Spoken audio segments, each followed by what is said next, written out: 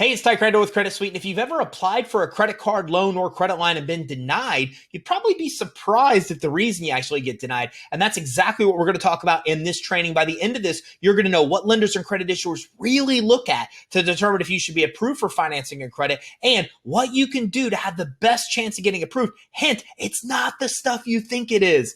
So here it is. So fundability is what we call it when lenders and credit issuers are looking at the set criteria that you must meet to get approved. They kind of have a secret formula of things that must be check marks in order for you to actually get your loan, credit line, or credit card approved. Now, you might think it has to do with your credit score. You might think it has to do with your revenue. But the reality is the vast majority of denials happen before that stuff is ever even looked at. The question is, why?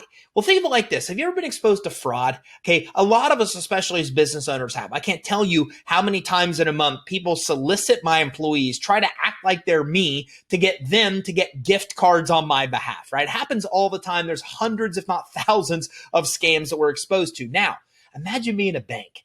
The banks are inundated with scams. As a matter of fact, the majority of applications for credit cards, loans, or credit lines that come in their door are false. They're fraudulent. They're not even accurate to begin with.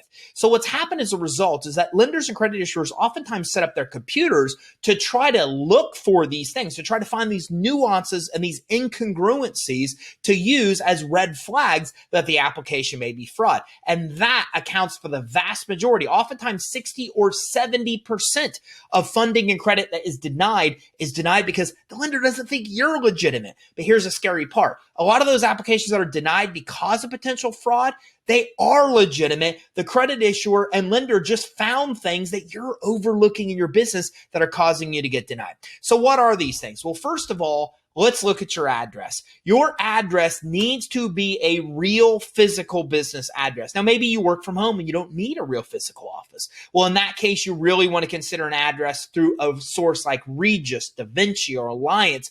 These addresses are called virtual addresses, and they allow you to basically rent a location to get your mail there. It looks like you occupy a big building in Tampa, Florida on the top floor. So it makes you look very credible. But the reality is all you're doing is getting your mail there and they're forwarding it to you.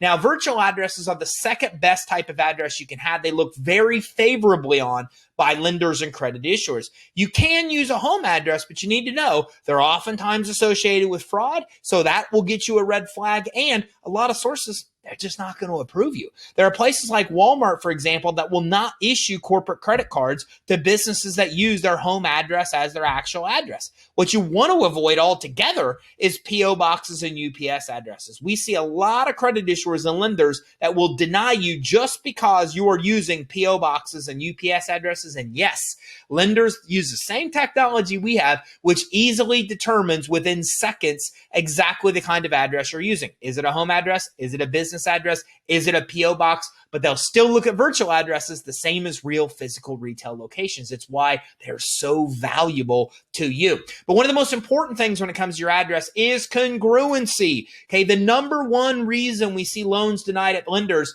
is because your address that you put on the application does not match with what's listed with the Secretary of State. So you need to make sure that your address is the same on Bing and Yahoo and Google Places for Business, all the yellow pages, your Facebook and social media pages, your website, Secretary of State. It all needs to be the same. If it's not the same, the lenders and credit issuers crawlers go out, find all these incongruencies, and deny the application for fraud purposes because how can you be a real business if you don't even know your address? That's the way they look at it. But again, a lot of us overlook this because once we set up our Secretary of State record, we don't even think about going in and changing it whenever we have a change to our business like our address. So make sure you check all your online records. Make sure you check your offline records like your utility bills, your bank statement. Make sure your address and the spelling of your name is 100% the same in all of those locations. Now, if you change your address, you might even want to use a service like Yext, Y-E-X-T. There's plenty of other alternatives out there that are even more affordable than Yext. And what these sources will allow you to do is change your information in one place, and they update it everywhere online for you. You still have to update your social pages, your website, the assets in your control, but they'll go to the yellow pages, Bing, Yahoo, all the places you're listed online, or a lot of them, hundreds of them, and they'll update them for you. So make sure you meet those address requirements and make sure that your information is congruent. Now, another thing you want to keep in mind is to have your phone number set up the right way as well. Okay, so lenders and credit issuers look at a toll-free number as being the most credible number you can have as a business owner. So your business needs to have a toll-free number. Even like if you're just doing business locally, you should still have a toll-free number. And do not use a mobile phone. Do not use a home phone as your business phone number on applications or anywhere else for that matter online.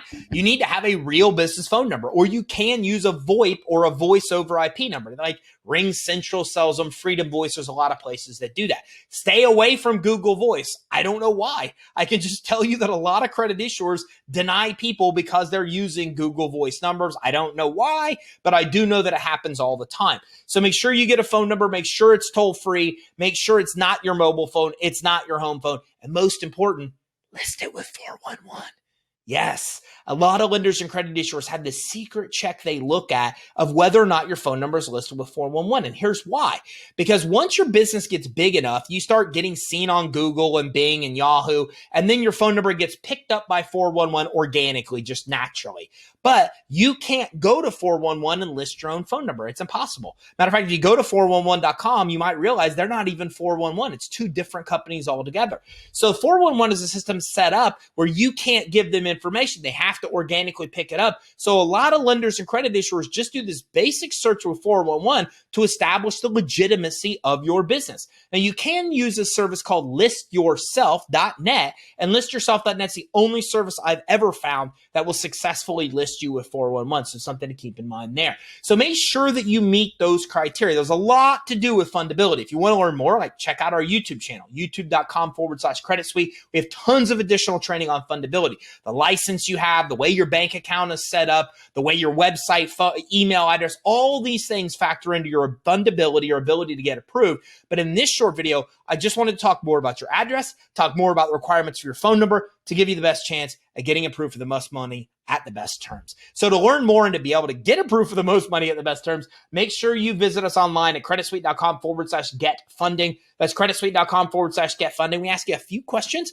and then in a handful of questions, we'll then determine all the funding you can qualify for now. We'll get on the phone and help you through the entire process of getting approved for all the money as quickly as we can possibly help you get it. In a lot of cases, it's as soon as 24, 48 hours. And we'll also talk to you more about Fundability and all the things you can do to set up your business where you're fundable, where again, you have the best chance of getting the most money at the best terms.